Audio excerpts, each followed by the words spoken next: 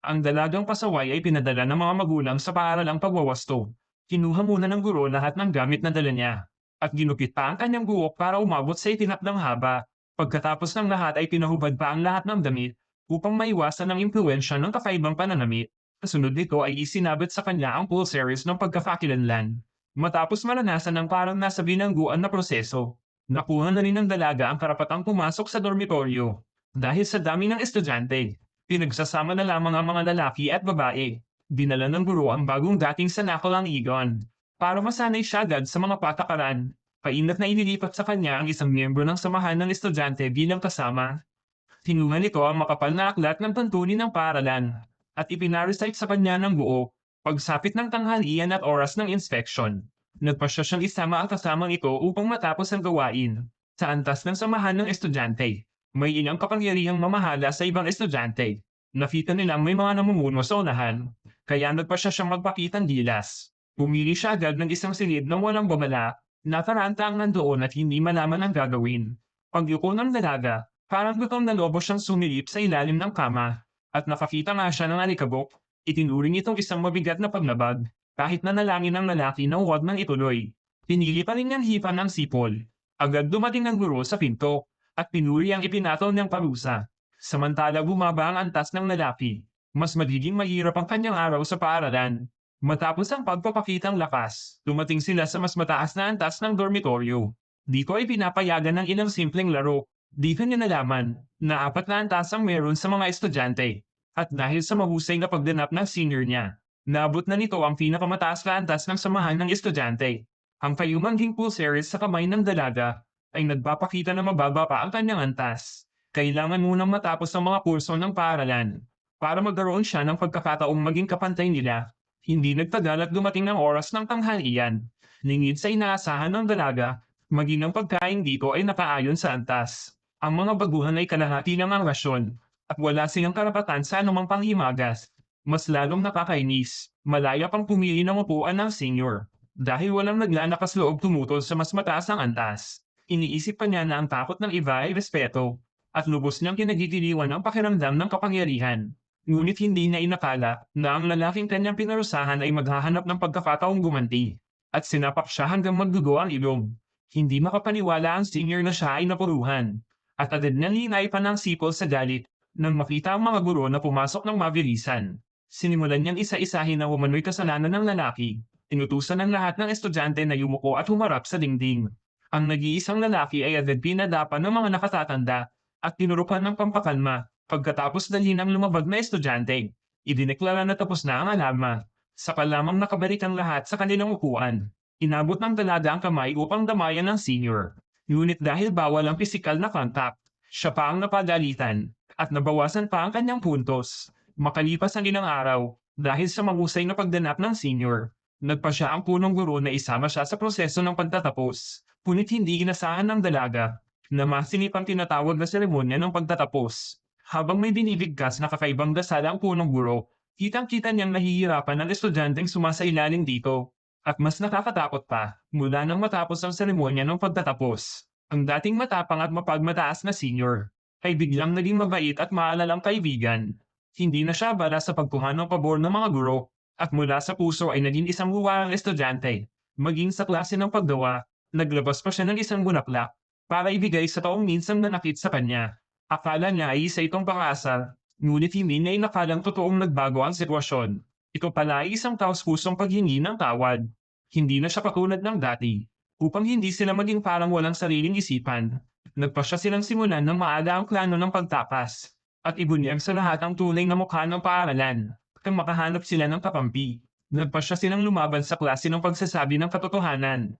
Nahulog sa saligang o walang kaalam-alam.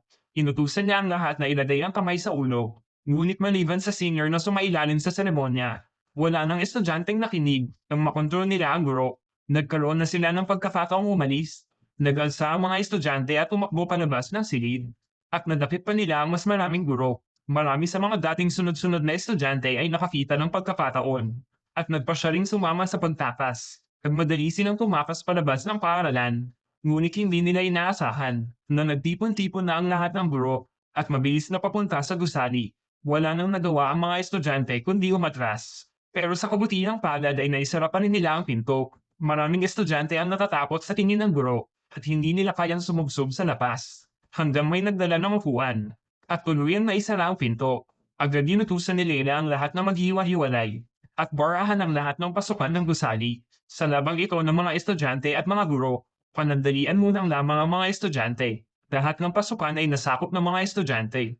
Ngunit kasabay nito ay napaligiran na rin ang buong gusali. Mas nakakatakot pa, nang matanggap ng punong guro ang balita, ay gumating na siya sa ibabang palapag. Sumugod si Leila sa malaking pinto, at tumitig ng matindi sa punong guro sa likod ng salamin. Habang pinagtatago niya ang takot ng mga estudyante, at siya raw ang kakausap ng mag-isa, ngunit hindi inaasahan ng biglaan niyang pagtataksil. Palihim niyang sinabi, na basta payagan silang magkasamang makaalis ng kaibigan niya. Handa niyang buksan ang pinto at tapusin ang pag-aalsa. Sa ganitong alok, halos matawa ang punong guro at agad nawala ang kanyang pagdududa. Tumalikod siya para umalis at iniutos pang umatras ang lahat ng guro. Sa tingin niya ang ganitong kalat-kalat na pag-aalsa ay hindi tatagal ng 2 araw. Basta bantayan lang ang labasan at putulin ang kuryente. Madali raw sisuko ang mga estudyante. Matapos nilang masakop ang gusali, labis na na-excite ang mga estudyante at sinimulan ng pag-inventory ng mga gamit para sa susunod na negosasyon. Pero ang biglaang pagkawala ng kuryente ay nakabagsak sa moral nila at marami ang agad nawalan ng pag-asa.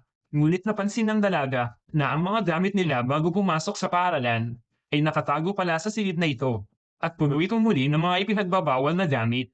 Marami ang matagal ng pigil na pigil at ito ang magiging malaking pagpapakawala. Ikinabit nila ang mga earphone at speaker at nagpatugtog ng pop music. Maging ang tahimik na roommate ay nahatak ni Leila sumali at naging bahagi ng kasiyahan. Patapos ang matinding sayawan, nagsimulang alalahanin ng lahat ang kanilang kabataan. Maging pag-ibig ay napag-usapan pa nila, ngunit hindi inaasahan ng lahat na ang mga bagahe sa imbakan ay nagpaalala ng nakaraan sa roommate. Dinala niya si Leila papunta sa opisina at mabilis na inalis ang mga gamit sa mesa. Mula sa loob ng jacket ay kinuha niya ang isang tableta. Dinurog niya ito at malalim na huminga rito. Bago siya pumasok sa paaralan, ang roommate ay dating may bisyo. Pagkaraan ng 2 taong pagpipigil, ang masamang ugali ay muling nagising at mabilis siyang nawalan ng kontrol. Dahil sa labis na paggamit, nawalan na siya ng malay at ang ibang estudyante ay nagkaproblema rin.